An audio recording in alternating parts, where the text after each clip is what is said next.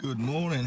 I've been asked to have a look at this Ford Focus. It's a 2013 1.6 TDCI, and the customer complaint is engine management light keeps coming on, continues to log a mass airflow sensor, mass airflow circuit, low input fault, and he's already had the mass airflow sensor changed. The car's been to various garages. It's even been into Ford.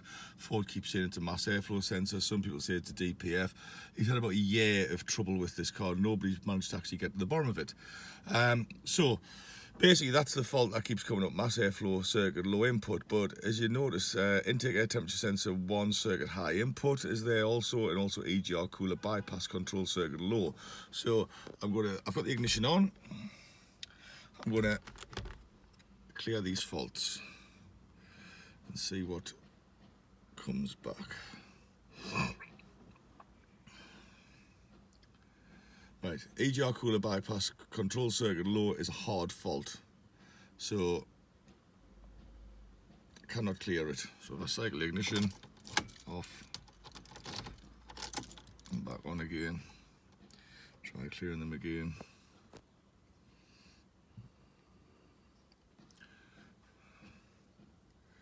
Can't clear the fault.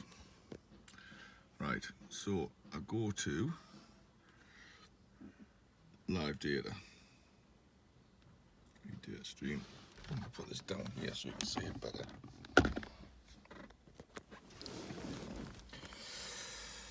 Airflow rate from airflow mass meter. Now the engine's not run at the minute, so we've got a default value of 2052 grams per second. So start the car up.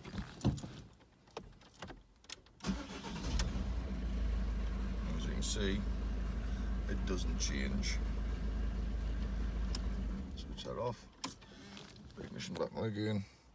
Now go back to the fault codes. Read the fault code. And there's our mass airflow sensor fault.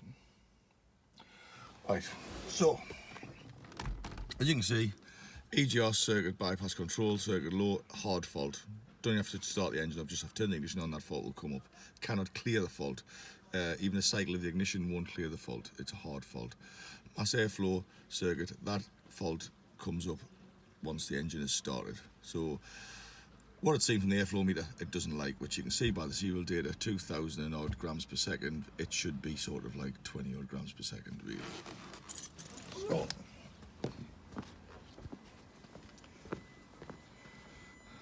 So mass airflow sensor there, got a wiring diagram. Have a look there, it's the mass airflow sensor here. Pin 3 is a feed from the fuse box. Now pin 5, yellow and black, is the signal out, because pin 4 is shared with the intake air temp sensor, so that's got to be the ground. So pin 5 is the signal. So there we go, back probed on pin 5. Got a ground on the chassis of the car, and get me scope running. So what I should get here is, I should get, scope's already running, man.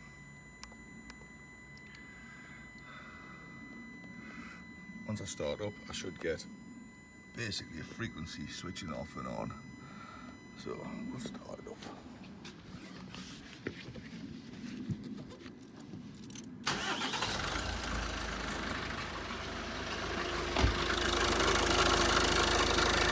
As you can see, getting absolutely nothing, just getting a high voltage of 5 volts constantly.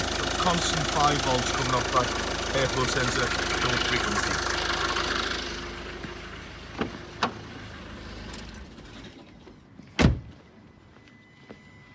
What that tells me is the airflow meter is not switching. Let's get rid of this. Now, as I said, there we go, it's already had an airflow meter. One there, the car, one there, which was in the shed. So it's already spent money on an airflow meter. So to go back this wiring diagram. Right, as you can see, that's the component there.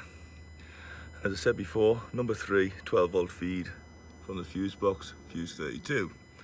That 12 volt feed also splits off onto this component here.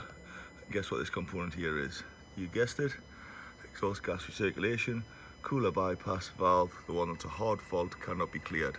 So my guess is we've lost a 12 volt feed here. So I'll unplug the airflow meter. I'm going to stick a multimeter on there instead. So multimeter and voltage, there we go. Pin green and violet wire, green and violet. So use a tiny probe, probed into the correct green and violet. Voltage, absolutely bugger all. So no voltage there. Double check it with a, doing this one-handed. Test lamp there. You can see test lamp's not powering up either. No power there at all. Right, goes back to fuse 32, which is a 10 amp fuse. Fuse 32 in the fuse box is, you can see, get this shade. Get some shade here somewhere if I can. Sun shining for a change. And fuse 32, bottom left hand corner, 31's right in the corner, 32's next to it. So 10 amp fuse, 32, let's see, it's this one here. So what have we got here? Pushing on help.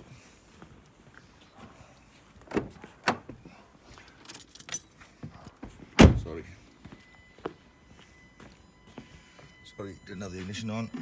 Right, go back to the mass airflow sensor. There. Just to prove the point. That's the pin there with the green.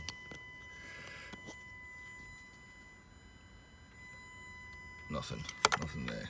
So on the fuse, you can see power there, power there. Fuse is good. So I've got power at the fuse box, got no power at the airflow meter. I can kind of guarantee I'm going to have no power down the back of the engine at the EGR cooler bypass. I'm not going to dive down there to get it, but the fault's indicative of that. So my guess is between through fuse 34 here, fuse 32 here, fuse 32, yeah, fuse 32, between fuse 32 here, there, brown wire comes out of the fuse box, splits into a green and violet and a green and black wire. I've got a break before that split between here and here. So that's what I'm going to investigate. After a bit of stripping down and what have you, managed to locate this wire. It comes out of the fuse box on this pin here on the plug here. Just got a back probe in there, and it's the next to me thumb there. If you just see the green and purple wire, goes into the harness, comes down here. So basically what I've done is I've traced the way it goes, and it goes back over the gearbox that way. So I just give a pull on the wire, and it just pulled out the harness. So there's the brake there. So there's going to be a splice in there somewhere. It's way down there. So what I'm going to do is identify the wire to the airflow meter, which is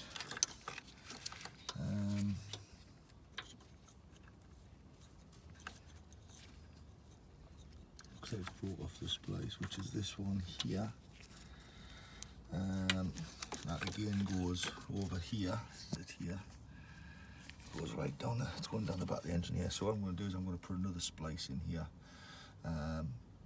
put the battery back on, and see if we can clear that fault for that EGR cooler bypass, and also get the airflow meter running again, because I think what's happened is this wire is just pulled, it's just rotted away from the splice. And to be fair, I don't particularly want to be down the back of that harness there, goes around the back of the gearbox. It's just going to be far too time consuming if I can just put another splice in here, and the job will be sorted. Bit of stripping down, as you can see.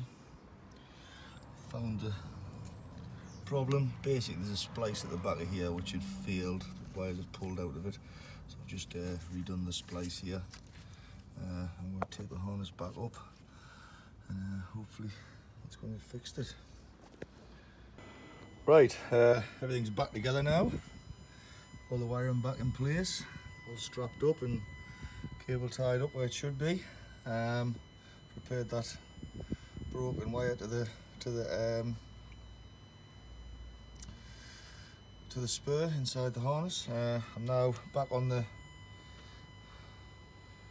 12 volt feed to the airflow meter. I've got the ignition on.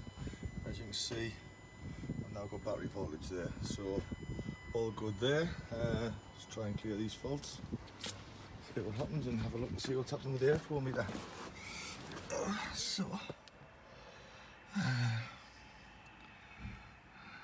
Get this down here so it's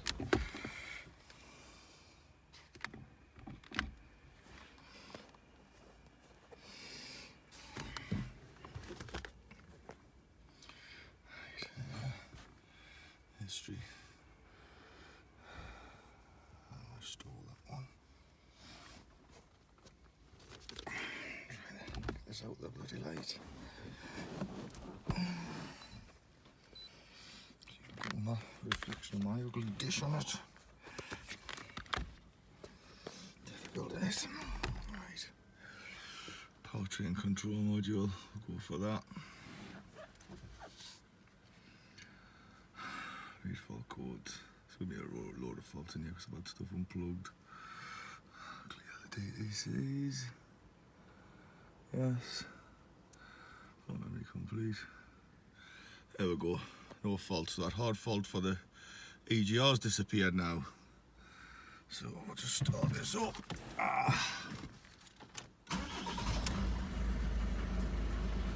And we'll rescan for faults. Still no faults, airflow faults straight away. Oops. We'll go for live data stream and see what the airflow is looking like now. Sorry about the poor quality picture here. It's airflow. Okay. Hey, look at that. Now I've got airflow. So we've got now sensible airflow. So I'll call this a fix. I've just noticed inside the car here there's a receipt from Euro Car Parts for an airflow sensor, and it was basically 55 quid. I charged £60 for call out and diagnosis. So he's paid 55 quid for an airflow meter that he didn't need. And he's paid me £60 to diagnose it, and then he's paid me to repair it. So that 55 quid that he's paid an airflow meter for starters would have paid it a long way towards just diagnosing the fault. Lesson to be learned here. If you've got a problem with your car, seek professional advice. Don't just seek out the cheapest place for diagnosis.